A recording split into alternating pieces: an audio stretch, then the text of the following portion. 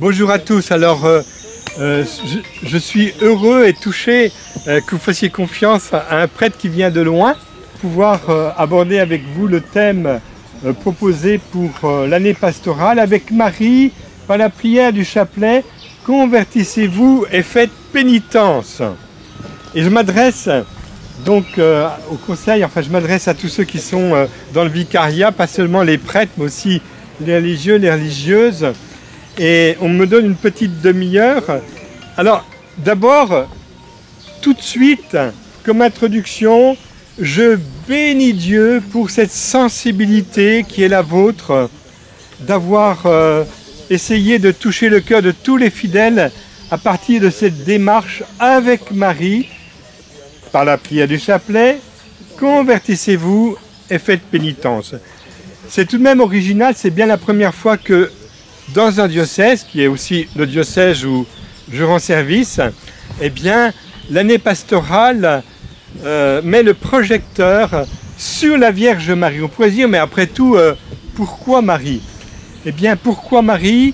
Parce que Marie est celle qui a désiré la venue du Seigneur, la venue du Messie, et qui l'a reçue, et qui y a cru, et qui a permis à Jésus de donner toute sa mesure pour pouvoir faire découvrir le royaume de Dieu qui est au milieu de nous. Donc la Vierge Marie, elle est celle qui a été annoncée dans la Genèse. Vous savez que Adam et Ève ont désobéi, mais il y a une prophétie concernant celle qui doit, la descendance, qui doit écraser la tête de l'adversaire. Et c'est la Vierge Marie qui, par son désir, par la qualité de sa prière, eh bien, a fait craquer le ciel, si je puis dire, Dieu, pour qu'il vienne parmi nous. Tout ce que je vous dis, c'est appuyé évidemment sur les grands de ces 2000 ans, notamment, j'ai ici avec moi le traité de la vraie dévotion du Père de Montfort, un travail qui a été fait à partir d'Émile Nevers, de son œuvre. Il nous a quittés à 89 ans à la fin du Concile, et puis un dernier livre, Pierre Perrier, Marie, Mère de mémoire. Alors ce qui m'intéresse pour vous, pour notre diocèse dans lequel nous sommes au service, c'est cette sensibilité où nous pouvons aider le peuple de Dieu, les fidèles, à découvrir la profondeur des textes bibliques à partir, je dirais, du cœur immaculé de la Vierge Marie. Parce que Marie, elle est celle qui non seulement nous donne le Seigneur, le Verbe de Dieu fait chair, mais elle est celle qui nous dit tout ce qu'il vous dira, faites-le. Et la prière du chapelet est une magnifique pédagogie biblique, mais approfondie avec, comme c'est dit dans le catéchisme catholique, qui nous apprend à développer notre foi chrétienne par les pères de l'Église, grâce à qui nous avons le credo, les docteurs, ceux qui sont reconnus pour le renseignement universel et pour tout le temps, et puis les mystiques, les saints, ceux qui nous projettent dans cet avenir qui est le nôtre, l'avenir de la sainteté pour tous. Donc la Vierge Marie, avec chaque mystère, elle nous met en contact avec toutes ces réalités-là, approfondies par ceux qui nous précèdent. Et le mot qui a été associé à cette indication donnée pour le thème de l'année pastorale, c'est la prière du chapelet. Je vais revenir tout de suite. Convertissez-vous et faites pénitence. Bien sûr, pour moi qui suis européen et qui suis allé à Lourdes, cela résonne particulièrement l'appel à la conversion et la pénitence, car nous sommes dans une situation où il s'agit de persévérer dans le bien et de renoncer au mal. Et qui parmi vous me dirait le contraire? Choisir la vie, choisir de marcher à la suite du Christ, eh bien, c'est prendre sa croix et du coup entrer sur un chemin où il y a de la pénibilité.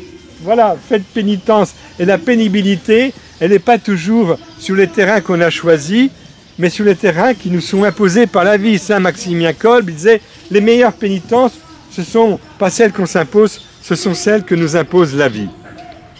Alors, convertissez-vous, la métanoïa, le retournement, c'est l'affaire de tous les jours. J'avais une amie religieuse qui était atteinte d'un cancer en phase gravissime. Elle est morte depuis, une dominicaine. Elle me disait, mais c'est tous les jours que j'ai à vivre mon mystère pascal. Et pour nous qui sommes prêtres, religieux, religieuses, nous le savons bien, le mot « convertissez-vous » signifie « entrez résolument dans votre mystère pascal au quotidien ». Faites de votre vie une offrande, faisant mourir l'ego, le moi-je, pour être tourné vers le Seigneur.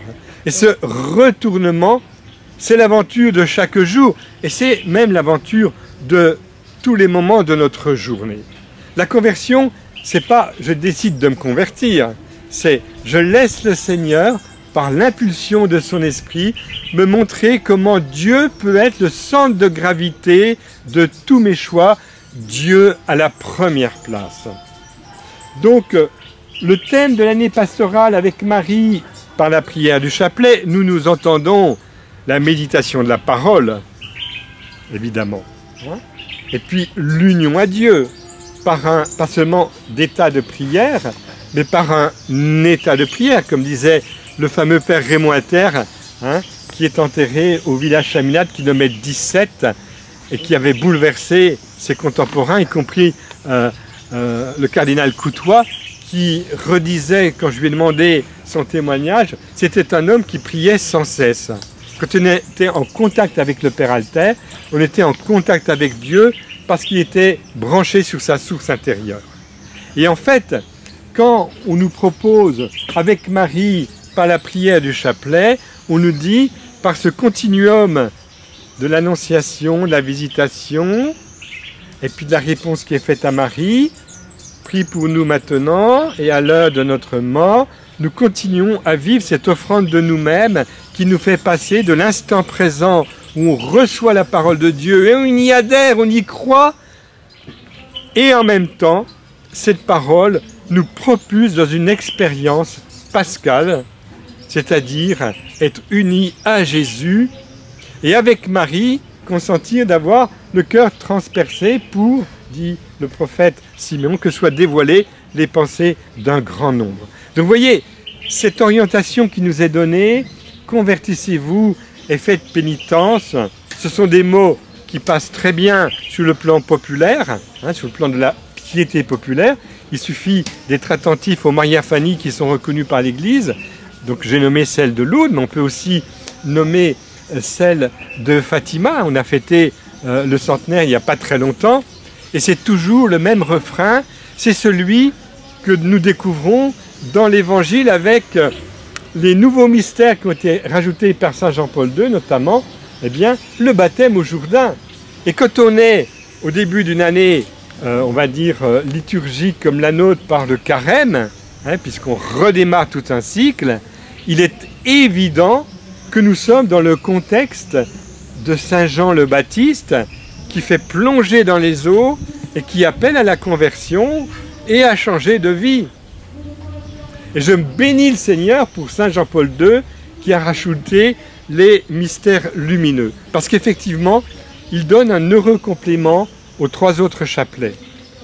Et Saint Jean-Baptiste, qui nous invite à la conversion, eh bien, je dirais, son message, il est repris par les Mariaphanies reconnues par l'Église, et notamment, donc j'ai nommé, bien sûr, Lourdes, Fatima, mais aussi Kibéo. Je suis allé à Kibéo, Rwanda, le 28 novembre 86, pour assister à ce grand événement du rendez-vous de Marie avec Alphonsine Mumuréké pour son anniversaire. Et Marie disait à Alphonsine, c'était elle qui m'avait fait venir à Kibéo, elle a rajouté « Je suis contente de leur pèlerinage et je prie Dieu pour qu'ils obtiennent la grâce. » Or, dans la prière du chapelet, nous sommes immergés dans la grâce de Marie en permanence. Nous sommes immergés, je reprends un terme qui m'est cher à partir de Fatima, dans son cœur immaculé, c'est-à-dire de cette atmosphère intérieure où tout est épuré. En Marie, il n'y a aucune recherche de soi, tout est orienté dans le désir du Seigneur. Et la grâce, c'est le grand enjeu de notre vie spirituelle, le développement de notre grâce. Notre grâce qui part du baptême. Et là, dans notre rencontre de vicariat, il y a la vie religieuse qui est un prolongement de cette grâce du baptême par cette décision d'une consécration religieuse, par des frères et des sœurs. Et puis pour nous, dans notre ministère sacerdotal, eh bien, il y a la grâce du baptême qui fait de nous des prêtres, des prophètes et des rois, qui s'exerce à l'intérieur d'un ministère au service de l'Église qu'on appelle le sacerdoce ministériel. Mais nous le comprenons bien en disant le chapelet que quand on contemple par exemple Siméon qui reçoit l'enfant à la présentation au temple, eh bien, nous recevons ces enfants par la grâce du baptême qu'ils demandent à travers papa et maman, et leurs parrains, marraines, et nous offrons au Seigneur, mais que derrière cette offrande et ce geste que nous effectuons, je te baptise au nom du Père et du Fils et du Saint-Esprit, il y a la vie cachée de chrétiens qui se sont investis pour que cet enfant vive de la grâce du baptême. Et la prophétie du vieillard Siméon, un glaive te transpercera l'âme pour que soient dévoilées les pensées d'un grand nombre, nous prêtres dans notre ministère sacerdotal, nous appuyons pas seulement sur la Vierge Marie, mais la Vierge Marie annonce aussi tous ces chrétiens, ces baptisés, qui vivent une vie d'offrande, de sacrifice, de renoncement, afin que le monde soit transformé et que l'Église vive sa mission maternelle de donner des nouveaux baptisés. Donc vous sentez bien que cette prière du chapelet, comme il nous est proposée, elle nous ouvre des perspectives en permanence. Et pour nous qui sommes prêtres, que nous méditons par exemple le moment de la nativité, le texte grec, évidemment avec les fidèles, on n'approfondit pas toujours aussi bien cette parole de Dieu, mais nous dit qu'elle le dépose dans leur jeune mangeoire. C'est le geste sacerdotal du prêtre qui offre le sacrifice sur l'autel au temple de Jérusalem. C'est le même geste. Hein. Et Marie offre l'agneau pascal, l'agneau de Dieu. De même à la visitation, que nous méditons le mystère de la visitation, eh bien, nous le savons bien, et ça c'est autant valable pour les prêtres que pour les religieux religieuses, c'est que nous sommes des tabernacles vivants et nous portons en nous le Seigneur.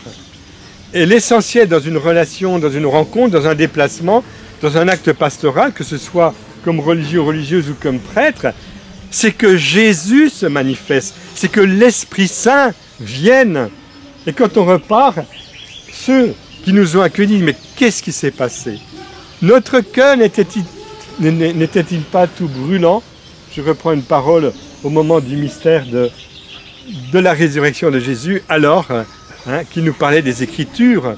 Et le grand cadeau dans notre ministère sacerdotal ou dans notre ministère au service de la vie religieuse, c'est qu'en plus des actes, et c'est important les actes parce que la vérité passe par les actes, il y a une prise de parole pour annoncer, comme disait le père Raymond Alter, le kérygme, c'était repris par Cantalamessa encore jusqu'à maintenant, le prédicateur, donc l'annonce de la parole. Et en prenant cette orientation dans notre diocèse, méditer le chapelet, nous sommes vraiment dans un contexte de conversion. Et ce contexte de conversion, il a comme exigence toujours de démarrer par la reconnaissance d'avoir besoin d'être sauvé par mon Seigneur. Moi, le matin, quand je me lève, Seigneur, prends pitié de moi qui suis un pauvre pécheur. Donne-moi toujours l'absolution. Fait que je meurs en état de grâce. Le chapelet, prie pour nous, pauvres pécheurs, maintenant à l'heure de notre mort. Seigneur, préserve-moi du péché mortel. Seigneur, je t'offre ma journée. Et s'il y a bien dans la conversion un axe qui doit être donné, c'est celui qui consiste à dire si nous ne tombons pas plus gravement et plus profondément, et surtout dans le péché mortel, c'est parce que Dieu nous en préserve, mais nous demandons cette grâce à Dieu de ne pas tomber plus loin dans notre péché. J'aime beaucoup Sainte Thérèse de l'Enfant Jésus qui disait il y a des fautes que je n'ai pas commises. Elle évoquait Marie-Madeleine, la figure de Sainte Marie-Madeleine. Mais c'est parce que le Seigneur m'a pardonné d'avance. Et dans la prière du chapelet, nous découvrons cette pédagogie de la parole de Dieu qui nous fait vivre une disposition intérieure pour qu'elle soit active en nous et que cette parole envahisse mon espace intérieur. Vous savez, quand le pape Jean-Paul II a proposé parmi les mystères lumineux celui de Cana, moi je me suis réjoui, mais merveilleusement réjoui, parce que Cana, c'est vraiment l'évangile de l'alliance avec Dieu. Le peuple avait rompu l'alliance, il s'était dit, il avait dit à Moïse, tout ce que Dieu nous dit de faire, nous le ferons, et puis ils s'étaient préparés pour recevoir l'étape de la loi, et puis ils étaient infidèles à l'alliance, ils ont rompu l'alliance, ils n'ont pas respecté les commandements du Seigneur. Et Marie est celle qui relance l'alliance et qui va dire, qui dénoue la situation des ruptures d'alliance. Elle va dire, tout ce qu'il vous dira, faites-le. Elle répare, c'est saint Irénée qui s'est inspiré de saint Justin, qui dit, ce qui était noué par la désobéissance d'Adam et Ève a été dénoué par l'obéissance du nouvel Adam, c'est Jésus. L'obéissance de la nouvelle Ève, c'est Marie. Donc quand je prie le chapelet, que je m'investis dans la méditation des mystères, je suis en permanence boosté de l'intérieur pour renouveler l'alliance. Je vous disais que tous les jours, je dis Seigneur, préservez-moi du péché mortel, et Seigneur, je t'offre ma journée. Et nous, quand nous vivons l'Eucharistie, il y a ce mystère également dans les mystères lumineux, l'Eucharistie, nous savons bien, ce pain et ce vin qui vont être consacrés par les paroles de Jésus à travers le prêtre, qui deviennent son corps et son sang, ils représentent tout ce qui est digne d'être consacré dans la vie de ceux qui nous sont confiés. Donc, il y a cette union avec pas seulement les croyants, mais bien au-delà des croyants. Donc, ces mystères du chapelet qui nous sont proposés, évidemment, les mystères douloureux, je peux aussi les reprendre les uns après les autres. Et nous qui sommes dans un exposé dans notre ministère, soit sacerdotal, soit dans la vie religieuse, eh bien, nous le savons bien que cette flagellation, elle est au quotidien bien subtile. Quand on doit supporter bien des regards durs parfois, résistants, parce que nous sommes là pour offrir une parole différente que celle du monde, que celle de l'esprit du monde. Et nous vivons notre chemin de croix avec Jésus, avec Marie qui nous tient par la main. Et puis ce couronnement d'épines, avec toutes les humiliations que Jésus a subies, mais qui annonce aussi ces humiliations que nous sommes confrontés à connaître. Et nous, en retour, nous avons à bénir ceux qui nous persécutent, à prier pour eux et à leur donner non pas une couronne comme pour le Seigneur, mais à leur revêtir de Jésus la couronne de la gloire. Seigneur, je te prie pour que nous sachions vivre ces mystères du chapelet dans notre ministère sacerdotal ou dans notre vie religieuse très personnellement, en vivant une interprétation authentique de ce que tu nous as demandé, celui qui veut marcher à ma suite, qu'il porte sa croix et qu'il me suive. On disait qu'après le miracle de Cana, eh bien effectivement, les disciples crurent en lui. Or, s'il y a bien quelqu'un qui nous fait participer à sa foi et qui la prolonge à travers nous, si je puis dire, c'est la Vierge Marie. D'ailleurs, le Père de Montfort, dans le traité de la vraie dévotion, il dit que d'une certaine manière, elle n'a pas besoin de la foi, Marie, puisqu'elle contemple Dieu au ciel, mais elle nous l'a fait partager, ainsi que son espérance. Et j'ai beaucoup aimé d'ailleurs, à propos de l'espérance, la réponse de Benoît XVI au prêtre à la cathédrale, à la basilique Saint-Pierre, lors de l'heure d'adoration du Saint-Sacrement, pour clore l'année sacerdotale. On lui a posé la question du célibat des prêtres, et il a dit cette chose étonnante. Il a dit, mais le célibat des prêtres n'a de sens que par la fin, que par le mystère du retour en gloire de Jésus. Cette vision eschatologique, nous l'avons dans le chapelet, à travers le mystère de l'ascension. Il reviendra de la même manière que vous le voyez s'en aller. Vous sentez bien que le mystère du chapelet, il nous plonge dans des perspectives qui sont énormes, immense, immense, immense. Et ça nous fait du bien tous les jours parce qu'on est débordé par tellement de réalités. S'ancrer dans un des mystères et s'approprier dans mon aujourd'hui ce mystère du chapelet. C'est absolument génial, hein, et c'est reposant des fois. Des fois, on n'a rien d'autre à dire que c'est « Je vous salue Marie, pleine de grâce », mais appuyé par la parole et le sens de cette parole qui nous est dévoilée. Alors, je voulais vous donner un petit espace pour répondre à vos questions, mais vraiment, je bénis le Seigneur pour le thème de notre diocèse. Pourquoi? Parce qu'il nous prend, si je puis dire, à l'élémentaire, c'est-à-dire l'ancrage de la parole de Dieu avec celle qui nous la donne, mais celle qui la commente en son cœur. Et je vous avoue que je ne peux pas préparer une homélie ou un enseignement sans être dans le cœur de Marie et en écoute intérieure sur Marie, qu'est-ce que tu aurais à nous dire? Ce matin, quand je me suis levé très tôt et que j'ai préparé mon enseignement, évidemment, je lui ai donné la première place à la Vierge Marie. J'avais préparé des conférences à préparer. Non, non, laisse tomber, laisse tomber. Laisse Marie te donner l'ouverture nécessaire pour que l'Esprit de Dieu parle à l'Esprit Saint qui est dans le cœur de tes interlocuteurs. Parce que ce qui compte, ce n'est pas tellement ce que je vais dire, c'est qu'est-ce que l'Esprit Saint dit dans mon cœur lors de cette petite demi-heure introduite par le Père Jean-Louis qu'on a invité pour notre rencontre de vicariat.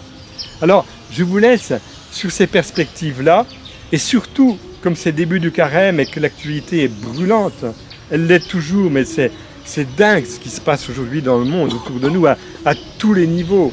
Hein. C'est évident que cette conversion, eh bien, elle est nécessaire déjà pour moi, mais aussi elle est nécessaire pour ce monde qui souffre. Entre chaque dizaine de chapelets, j'ai cette prière, Seigneur, pardonne-moi tous mes péchés, et pitié de ceux qui souffrent, pardonne à tous ceux qui te persécutent. Chaque dizaine de chapelets est entrecoupée par cette prière qui nous a été dictée à la demande de la Vierge Marie par un ange qui est apparu à une jeune fille à Tournai, et on étudie l'apparition et en voie de reconnaissance en Belgique, mais elle est très très belle cette prière, elle reprend un peu celle de Fatima. Et tous les jours, je dis à la Vierge Marie, ô Marie, intercède toujours pour nous auprès de ton divin Fils. Vous avez tout le message du Père de Montfort. Ô Marie, sois toujours la reine de notre foyer. Pour moi, c'est une communauté religieuse. Hein. Ô Marie, écoute toujours mes prières. Ô Marie, faites que je renonce toujours au mal et que je persévère dans le bien. Et je ne peux pas demander ça à Marie si dans mes actes, il n'y a pas cette orientation de la pénitence qui consiste, je dis oui à tout ce qui est de l'ordre du sacrifice, parce que seule la prière, l'offrande de soi et le sacrifice sauvent les âmes. Amen. Amen. Vous avez peut-être une question ou pas? Profitez-en, hein.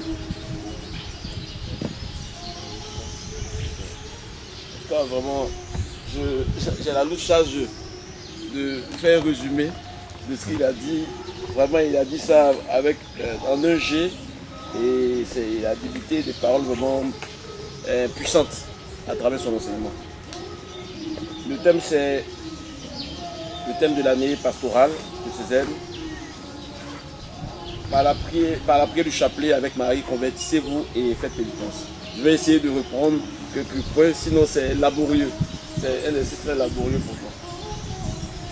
Il a montré tout d'abord l'importance de la prière du chapelet avec les paroles, la parole de Dieu, les clausules entre nous. Et dans son texte, il a dit que la prière du chapelet plus la pénitence, c'est-à-dire à travers les épreuves de nos vies continuelles, la prière du chapelet et les épreuves de nos vies participent du mystère du salut du Christ. C'est la Pâque qui continue et ça nous plonge dans un continuum de méditation et nous sommes accrochés au Christ à travers cette prière-là. Nous avons une connexion continue, une connexion continuée avec la prière du chapelet. Marie va relancer l'alliance avec son fiat qui était rompu dès le commencement et elle va nous reconduire au Christ. Mais avec la prière du chapelet, nous invitons l'Esprit à travers Marie de de nous ouvrir le chemin de la conversion. Donc c'est l'Esprit Saint, mais c'est l'Esprit Saint qui nous mène sur ce chemin de la conversion-là. Et nous sommes appelés aussi à porter cette couronne d'épines, cette couronne de gloire, à travers les peines, à travers la pénibilité que nous pouvons, les différentes pénibilités que nous pouvons porter au cours de notre vie. Marcher, il a rappelé que marcher à la suite du Christ, c'est aussi porter sa croix. La prière plus le sacrifice, c'est là que je vais terminer, nous procure le salut. La prière plus le sacrifice nous procure le salut. Vous avez essayé? J'espère que je ne suis pas éloigné. Nous allons passer maintenant à la série de questions pour donner à au Père Louis Barré de donner plus de précision à son enseignement. Toute parole de Dieu qui nous rejoint nous invite à la conversion. Toutes les paroles de chaque jour que Dieu nous adresse nous invitent à la conversion. Et je dirais que c'est un entraînement spirituel pour la vie éternelle. Et à travers ce que vous avez dit, chaque mystère du chapelet, c'est la contemplation de Jésus avec les yeux de la Vierge. Et est-ce que mon Père, je vais répondre, chaque mystère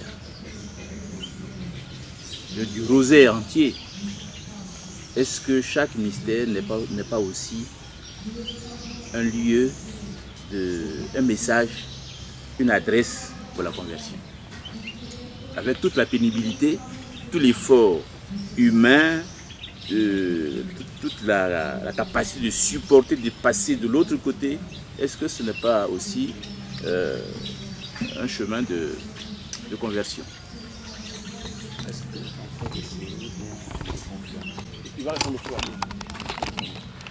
Voilà, donc je remercie Monseigneur pour sa question, parce qu'effectivement, je me suis rendu compte, vous voyez, je suis quand même au crépuscule de ma vie maintenant, je vais tranquillement vers les 70 ans. Je me suis rendu compte que le chapelet me détourne d'une projection trop grande sur moi-même, sur mon ici et maintenant, pour me projeter davantage sur ce qu'a vécu Jésus, sur ce qu'a vécu Marie, et à partir de ce qu'ils ont vécu, éclairer ce qui se vit aujourd'hui. Quand je médite par exemple le moment de Gethsémani, eh bien je me raccroche à ce que disait le bienheureux Père Marie-Eugène de l'Enfant Jésus, qui s'adressait beaucoup à la vie consacrée, donc l'institut qu'il avait fondé, puis aussi aux prêtres, et il disait que tout se joue à Gethsémani. C'est-à-dire, il disait, dans l'impuissance, dans l'angoisse parfois. Eh bien, Monseigneur, je vous apprends rien. Quand on a dit oui à Dieu et qu'on a des responsabilités comme les vôtres dans l'Église, on passe par l'impuissance, on passe par l'angoisse, on passe par Gethsémani. Donc tout mystère, y compris les joyeux également, hein, il n'y a pas que les douloureux, hein, sont des mystères alors de conversion dans le sens d'entrer dans un centre de gravité qui m'est proposé, qui est la présence de Dieu en moi, et Jésus qui s'offre et qui prolonge son offrande à travers moi. Ça va comme réponse? Merci Monseigneur de faire rebondir. Merci cher Père. Dans l'enseignement, vous avez cité au moins 2 apparitions de la Vierge Marie.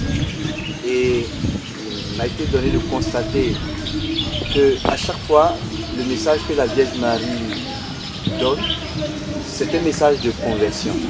Donc, je voudrais savoir, y a-t-il des apparitions où elle parle d'autre chose? Et puis pourquoi cette insistance sur la conversion, les ordres? Je voudrais savoir. Et puis, l'autre volet, c'est comme vous êtes un spécialiste du Père Alter, quelle était sa relation et qu'est-ce que sa relation avec la Vierge Marie lui a apporté dans son chemin de conversion ou de sainteté? Bien, eh bien écoute, D'abord, un grand merci pour cette question. Il va falloir que je parle plus fort que le prédicateur évangélique, là. Hein. Oui, Marie a une jalousie intérieure, si je puis dire, dans le sens biblique du terme, sur la beauté qui est en moi, qui doit être accomplie en moi, en vue de la vie éternelle.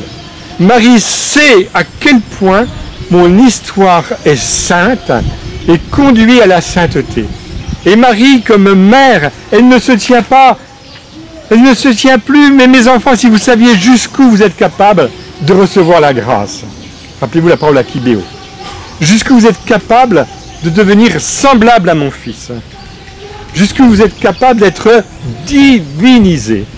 Donc, le chemin de divinisation, c'est une expression chère à l'Orient, hein, aux orthodoxes, mais on s'approprie aussi. Hein.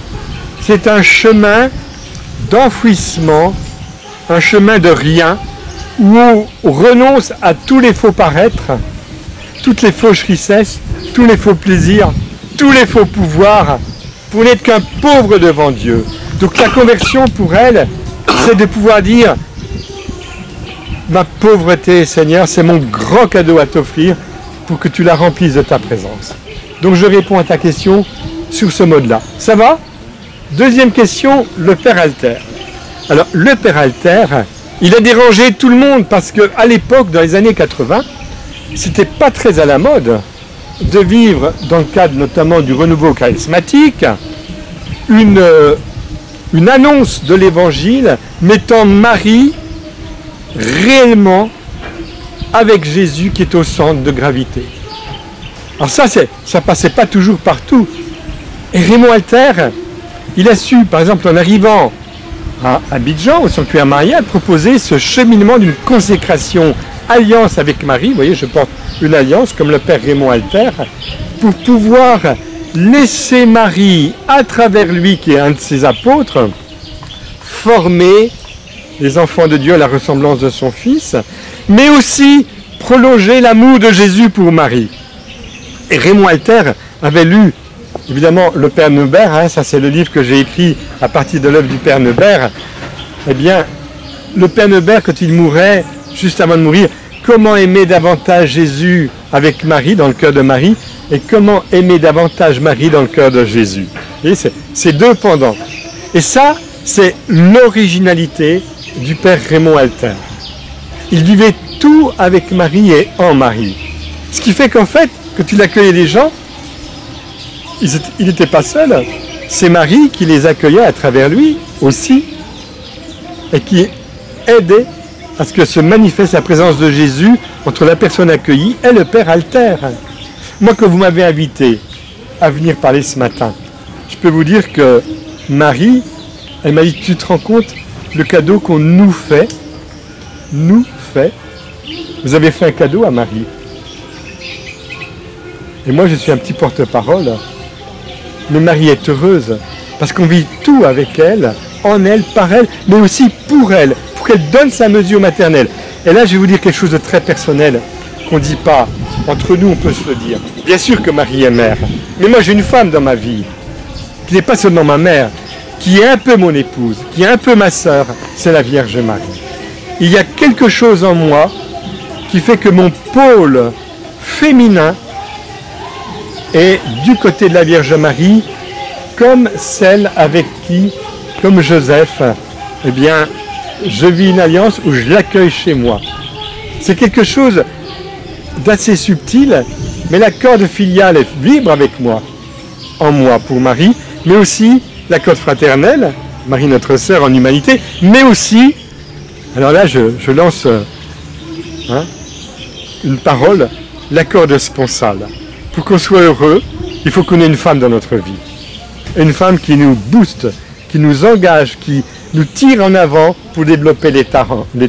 Et la femme de ma vie, c'est la Vierge Marie. Et pour Raymond Alter, c'était ça. C'est bon? Merci. Vraiment, merci mon père.